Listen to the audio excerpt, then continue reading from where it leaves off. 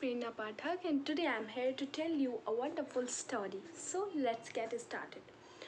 Once upon a time there lived a washerman named Bhima. He had a horse and a donkey. The donkey carried clothes to the pond and come back, and the horse carried Bhima to the market and come back occasionally. The donkey worked much harder than the horse. On a bright sunny day, Bhima was going to the pond with the donkey. He took horse along to give it a drink of water. The donkey was carrying heavy load of clothes and the horse was carrying nothing. The donkey's back was hurting. When the load became unbearable, the donkey said to the horse, "Brother, will you please take some of this load on your back?" And the proud horse replied somewhat rudely, "Oh, why should I? I'm here only to take a master to the market." And the proud horse continued on his way. The day was getting hotter as the day went on. The donkey felt totally exhausted.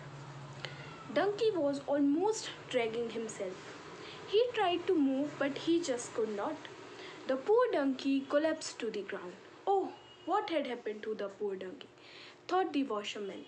Immediately he took the load off the donkey's back. Indeed, the load is really very heavy. I should have been more careful, thought the washerman. Then he gave some water to the donkey. The donkey felt better now. Then he took the load from the donkey's back and placed it on the horse's back. Oof!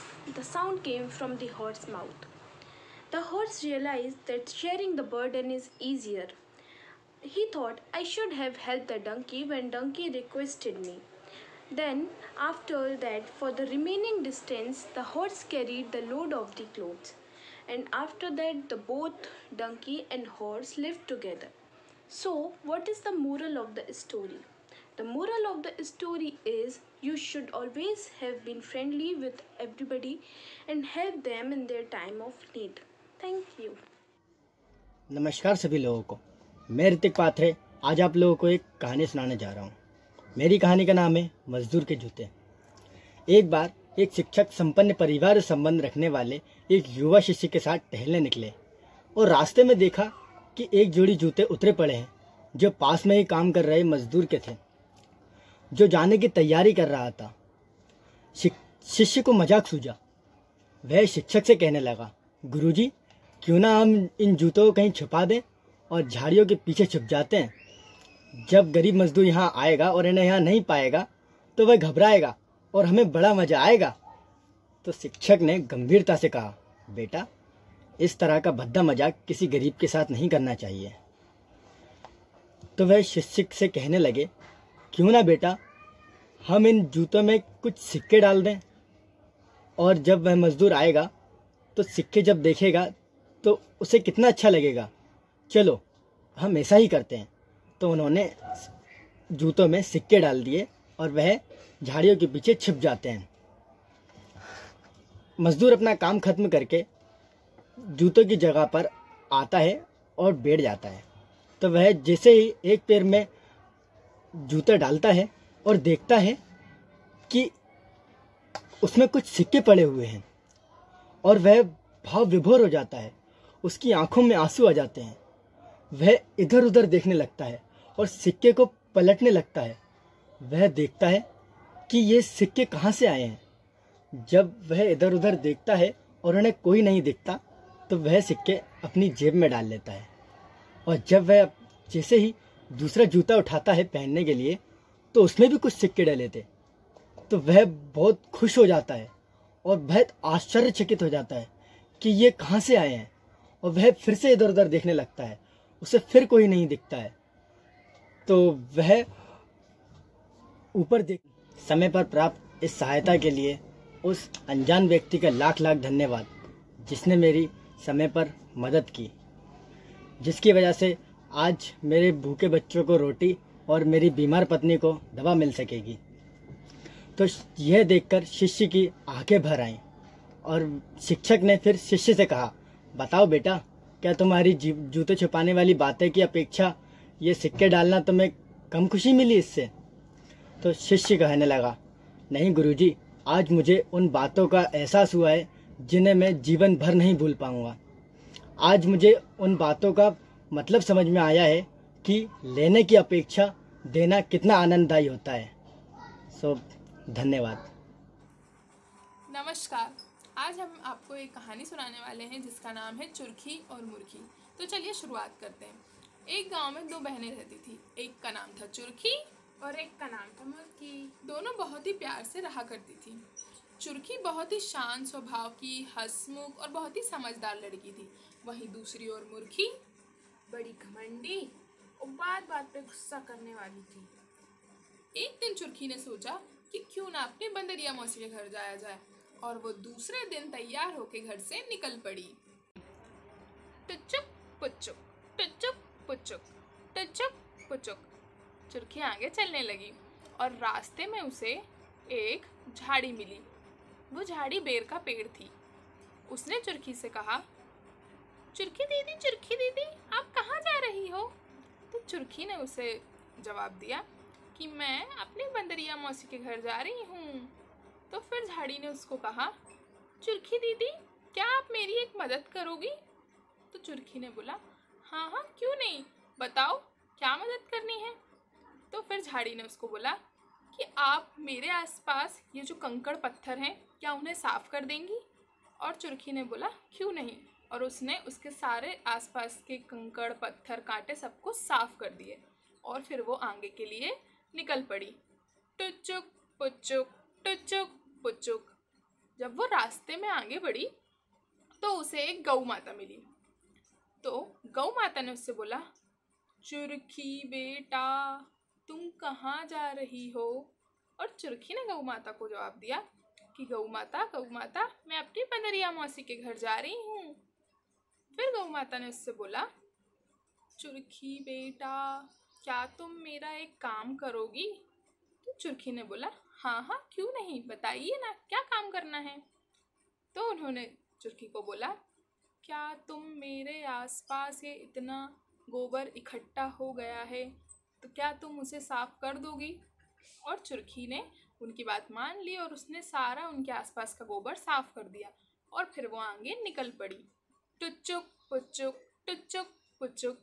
और ऐसे करते करते वो अपनी बंदरिया मौसी के घर पहुंच गई और उसने जोर से आवाज दी, बंदरिया मौसी, बंदरिया मौसी।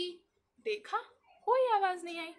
फिर चुरखी घर के अंदर गई और उसने ध्यान से पूरे घर में देखा बंदरिया मौसी तो घर में थी ही नहीं और पूरे घर में सामान यहाँ वहाँ बिखरा पड़ा था। फिर चुरखी ने सारे घर की सफाई की और एक कोने में बैठ के बंदरिया मौसी का इंतजार करने लगी। थोड़ी देर जब बैठने के बाद बंदरिया मौसी आई और देखा कि घर में कोई है, तो उन्होंने गुस्से में पूछा, कौन है? निकलो मेरे घर से, कौन है? और चुरखी ने धीरे से जवाब दिया, मौसी, मैं हूँ चुरखी। और फिर उन्होंने बोला, अच्छा चुरखी बेटा, तुम हो? और फिर वो घर के अंदर गई और दोनों ने बैठ के बहुत देर तक खूब सारी बातें की। फिर बंदरिया मौसी ने चुरखी को नए नए कपड़े, खिलौने, चॉकलेट, बहुत सारे गिफ्ट दिए और चुरखी खुशी खुशी वहाँ से निकल पड़ी और वो चलने लगी है।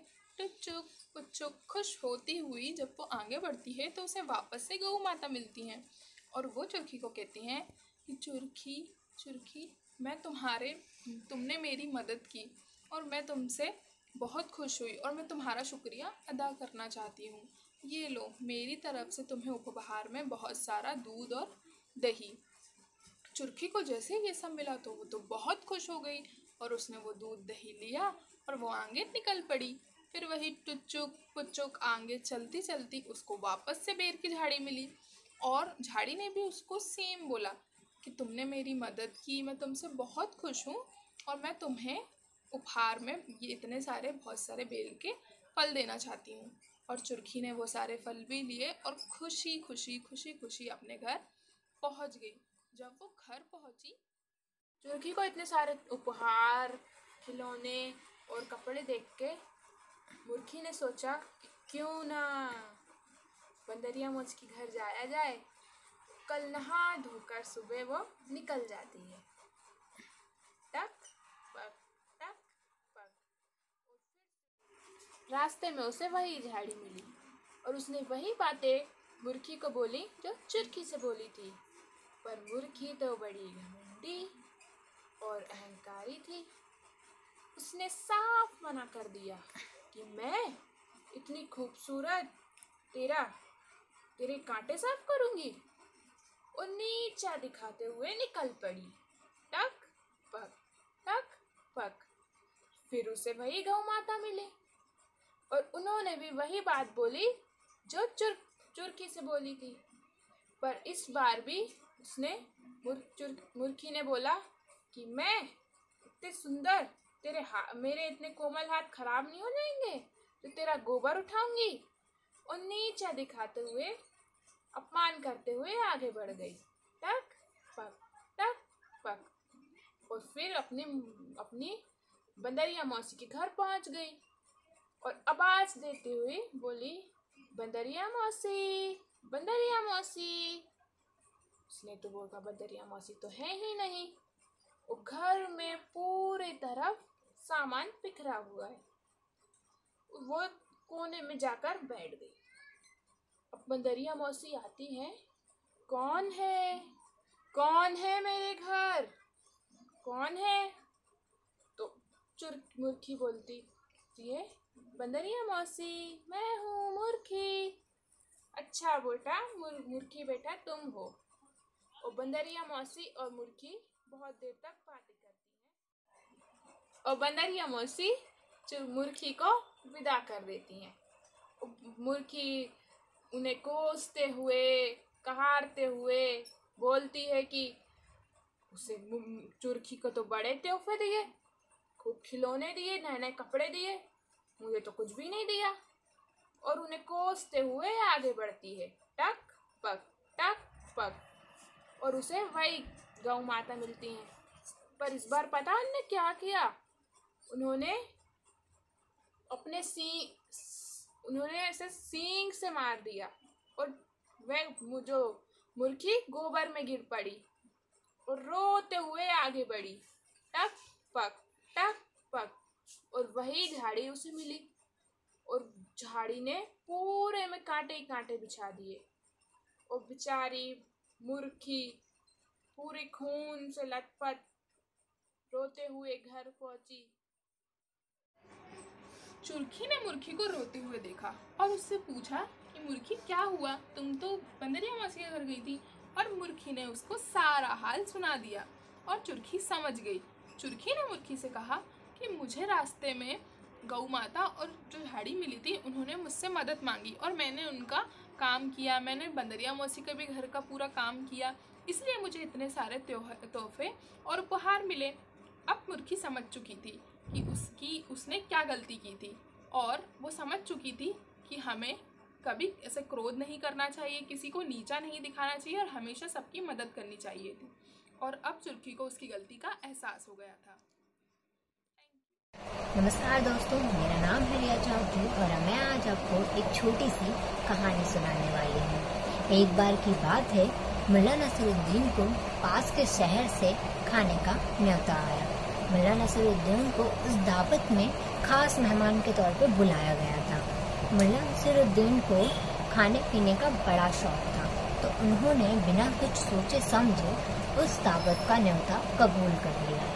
मुल्ला नसरुद्दीन घर के काम में इतने व्यस्त थे कि वो घर के ही कपड़े पहनकर उस दावत में चल दिए। सफर के दौरान उनके कपड़ों पे कुछ धूल मिट्टी लग गई थी, तो वो और भी गंदे हो गए थे। घर के बाहर खड़े दरबान ने उन्हें रोका और कहा कि तुम अंदर नहीं जा सकते। मुल्ला नसरुद्दीन ने बोला, मैं इस दावत का खास मेहमान मुल्ला नसरुद्दीन हूँ।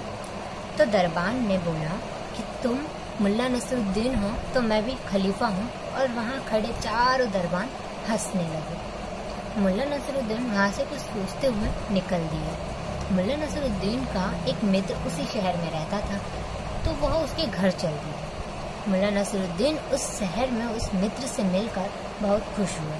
उन्होंने उसको सारी बातें बताई। तो मित्र ने कहा कि तुम्हारी एक लाल शेरवानी मेरे यहाँ पड़ी है, वो पहन के तुम दावत में फिर से चले जाओ। मुल्ला नसरुद्दीन ने बोला ठीक है। वो उस शेरवानी को पहन के और फिर से दावत में चल दिए। इस बार दरबान ने उन्हें रोका नहीं और उन्हें खुद बाकायदा दावत तक छोड़ कर आए। सारे मेहमान मुल्ला नसरुद्दीन का बड़ी बेसब्री से इंतज़ार भी कर रहे थे। मेहमानों ने उनका आदर किया और उन्हें बैठाया और खाने के लिए खाना परोसा। मुल्ला नसरुद्दीन ने चारों तरफ देखा। उनके बैठने के बाद वो सारे बैठे तो उन्होंने एक खीर की कटोरी उठाई और अपने जो शेरवानी थी उस पर उड़ेल दी। सभी लोग उनको देखकर हैरान हो गए कि आपकी तबीयत तो खराब नहीं है। मुल्ला नसरुद्दीन हंसते हुए अपनी शेरवानी से बोले कि कैसी लगी खीर, अच्छी तो है ना? क्योंकि यहाँ मुझे तो नहीं बुलाया गया था, शायद तुम्हें ही बुलाया गया था जो मुझे अब इतना आदर दे रहे हैं तुम्हारे वजह से। तो समझे आप, इस कहानी से हमें ये शिक्षा मिलती है कि किसी को भी उसके पहनावे से जज नहीं करें, किसी को भी उसके पहनावे से ना समझें। व्यक्ति अपने मन से, अपने संस्कार से अच्छा होता है, ना कि उसके पहनावे से। तो आप अपनी जो रोज़मर्रा की जो लाइफ है उसमें ये ध्यान रखें कि किसी को भी किसी के पहनावे से ना देखें। धन्यवाद। एक गांव में एक मजदूर रहता था। वह बहुत ही ज़्यादा गरीब था। उसके घर में खाने के लिए भी कुछ नहीं बचा था। उनके बच्चों ने कहा कि पापा आज बाहर जाकर देखिए, कुछ काम मिले तो ठीक है। वो काम की तलाश में बाहर निकल पड़ा। वो बाहर जाकर देखा तो कोई उसको दिखा ही नहीं। लॉकडाउन जो लगा था पूरा सुनसान था। वो थोड़ा और आगे बढ़ा तो उसने देखा कि एक महिला पानी भरकर ला रही है।